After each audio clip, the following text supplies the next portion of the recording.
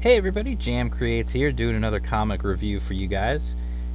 This one I'm doing this time, it is Red Koi from Alterna Comics by Tyler. Well, I'll get into who it's by in a minute.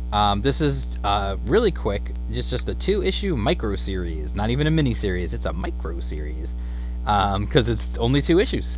So this is issue 1. Like I said, from Alterna Comics, anything from Alterna, a regular floppy is always going to be $1.50. Which is fantastic because, again, it just makes it an easy impulse buy for anybody in a store who sees something that looks neat and wants to check it out.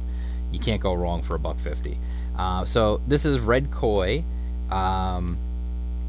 Also, just I want to mention, I think I had put this in the hype zone for issue 2 of Indie Comics Underground, which was the October issue, so it's out now. If you want to check it out, the link will be in the description below. You can check out issue 2. If you missed issue 1, you can check that out too.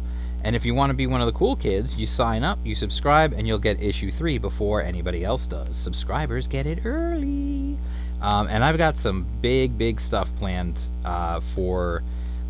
I can't confirm if it's going to be the November or maybe the December or maybe even the January issue, but I've got some big people lined up. I definitely have one really cool one lined up for sure for the November issue.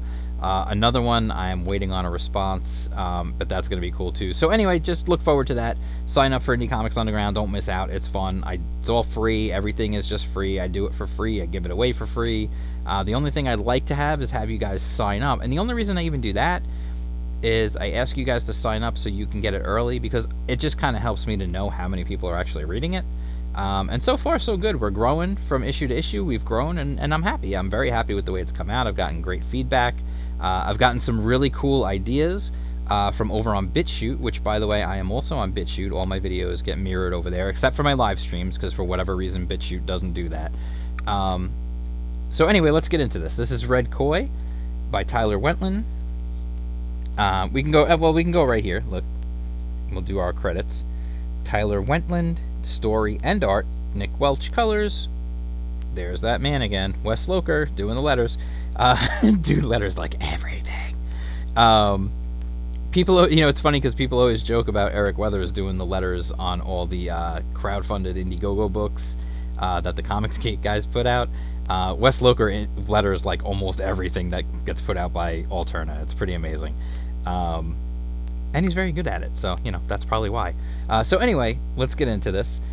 This is a tale of a samurai who heads home to the house her father built, and when she gets there, she is looking for her father.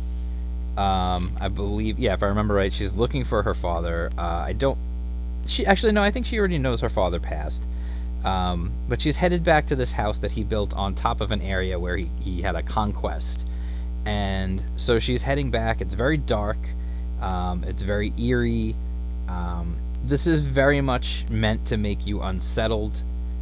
You can see, like, the darkness, how dark the pages are. Lots of black. I'm going to stand up just to get you a better angle on this. That's the chair. That's not me. Don't be thinking I'm doing that while I'm making videos. Anyway, you can see it's very dark, very eerie. It's got a very unique art style for sure. At first, I will admit, when I saw the art style, I was a little like, not sure about this. But then the more I read, the more I kind of understood what he was going for here with the art style. And you'll see if you read it, you'll kind of understand it too. It's very, you can see, not a whole lot of words in the beginning here. It's very much allowing the atmosphere to build itself up. So she's making her way there. It's very dark. It's clearly it's in the middle of like a swamp or something. It's nighttime. It's dark. It's eerie. She's a little scared.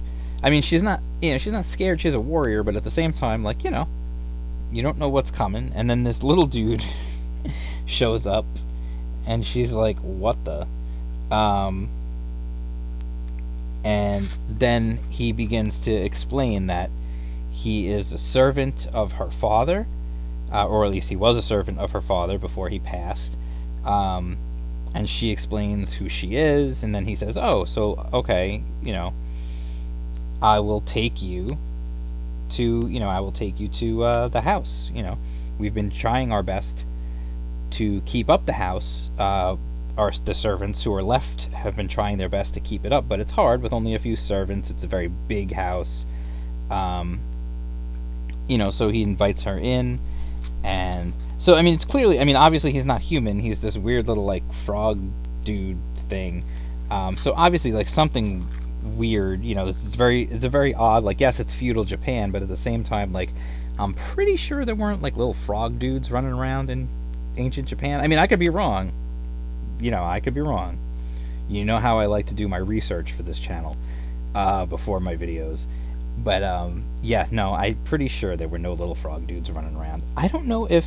it's funny, I'm thinking about it now. I wonder if he's supposed to be a kappa. Which would actually be really interesting if he was.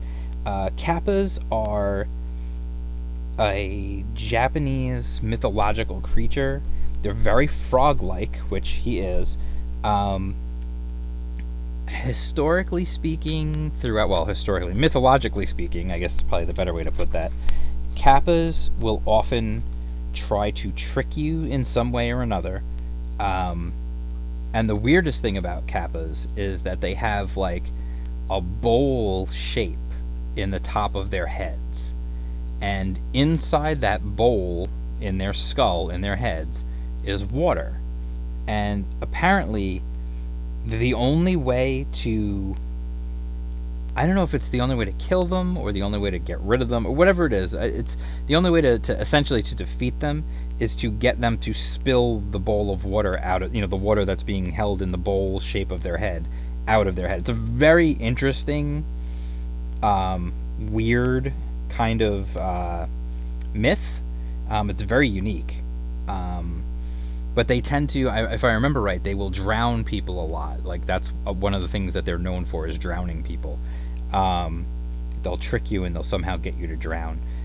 If you ever play Animal Crossing, this is completely like off topic now, but if you ever play Animal Crossing, Cap'n, who drives the boat, like, if you play the not Wild World, New Leaf, Animal Crossing New Leaf, Cap'n, who drives the boat, who takes you out to the island, he is a kappa. That's why his name is Cap'n. But he doesn't try to drown you, at least, so he's like a friendly kappa. So anyway, she's in the house, she's relaxing, she's very uneasy. Like, this whole time, everything is very uneasy.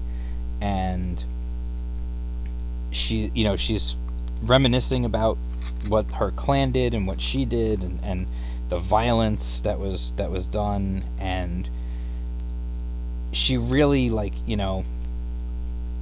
she's in an uneasy place. And then there's some crazy stuff going on, like, in terms of, like, just look in the background, and I feel...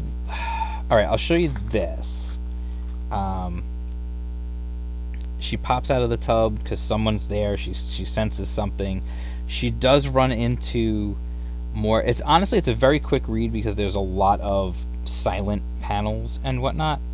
I'll get into the obviousness of this real quick. Like, her body is, for someone who was, as they said, battling in combat, she's muscled. She's not a little waif. She's muscular. She's big. She's got strong legs. You can see she's got strong shoulders, strong arms. It's very masculine-like. However, somebody who was constantly fighting and conquesting and things of that probably would be built like that. I've seen women built like that before, So anyway, I just wanted to mention that in case anybody brings that up, because you never know. And generally, I like my female heroes to be a little more feminine, but I get it, and I don't want to go. Yeah, I don't want to go too much further. But what ends up happening is what this story turns out to really be is it's a samurai ghost story. it's kind of a samurai haunted house ghost story. Everything makes you very uneasy. You know something's wrong. You know something's off. But at the same time, you don't really know what it is. So it's kind of hard to really be that upset about it. Like, you know what I mean? Like, she's uneasy, but at the same time, this was her father's home, and the servants are there trying to keep it up, and they're feeding her, and they're bathing her, and they're making her welcome. And the motivation later for what happens, you will find out in this issue, and then leading into, I don't want to spoil. I'm not going to go any further than this. What I will say is, it starts off a little odd. You know, it's very, like I said, it doesn't start off odd. That's a bad word. The bottom line is, I did enjoy it.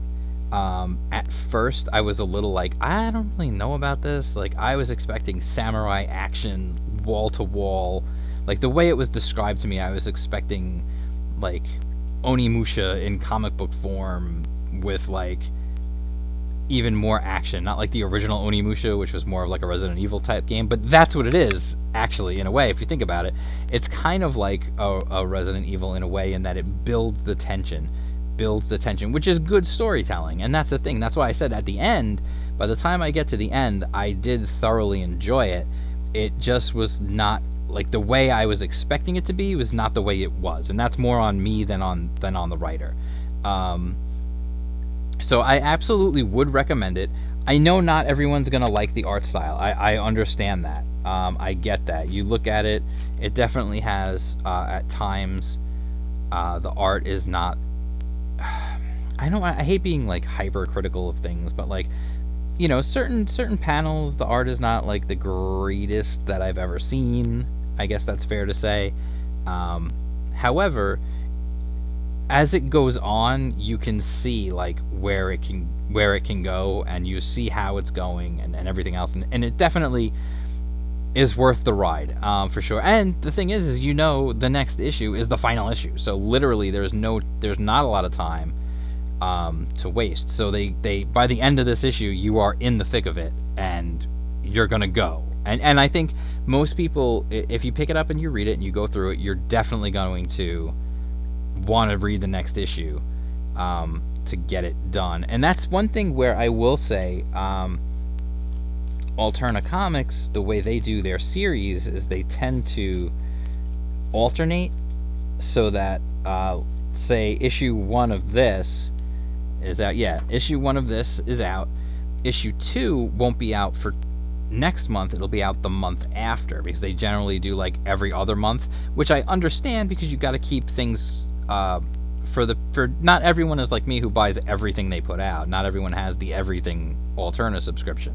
So, you know, if there's a book that, you know, I get what they're doing, why they do it that way, and I understand it, and it makes sense, and you know, but like for something like this, I feel like this might have been worthwhile making it the exception, because it is only 2 issues. So you could have people just boom, read this, and then immediately next month get issue 2, and then read that and be like, that was cool. You know, well, I'm hoping it'll be cool. You know, the second issue will also be good. So anyway, that is Red Koi. $1.50 again, Alterna Comics. I always mention it. It's $1.50. It's a 2-issue series, so literally for $3 you're gonna have the entire series. It's just 2 parts. That's it. So I absolutely would still recommend the book for sure. I did have some nitpicks about the artwork and you know, and I know some people may not, and again, like I said, it wasn't what I was expecting it to be, but again, that was more on me than on them. So I take the responsibility for that for sure. I was not as informed as I should have been, I guess, going into it, or whatever. I don't know. But anyway, I did enjoy it, so I definitely would recommend it. Like I said, it's $1.50. It's going to be 2 issues, so for $3 you're going to have the whole story. If you want to wait, I don't know. You know, you can always order issue 1 from Alterna if you don't pick it up in your store. But that's up to you. So anyway, I will talk to you guys soon. If you're not already subscribed, please subscribe. If you are, you're awesome. Hit that bell for notifications. Oh, by the way, and can you guys hit the like button too? Because that definitely helps with the YouTube stuff. And I'm trying to get back on a more regular schedule of putting out videos on the daily, or at least close to daily basis, only because, like I said in my previous video, I've been so busy with Indie Comics Underground, which you can subscribe to down below and check out issue 1 and 2. Just hit the link down below in the description.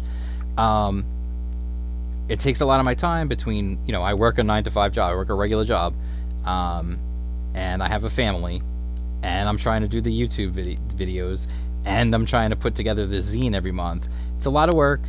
I enjoy it, so I do it, but it does take time. Sometimes I have to rob Peter to pay Paul, and that means skip doing a video so that I can work on the zine so that the zine gets out on time.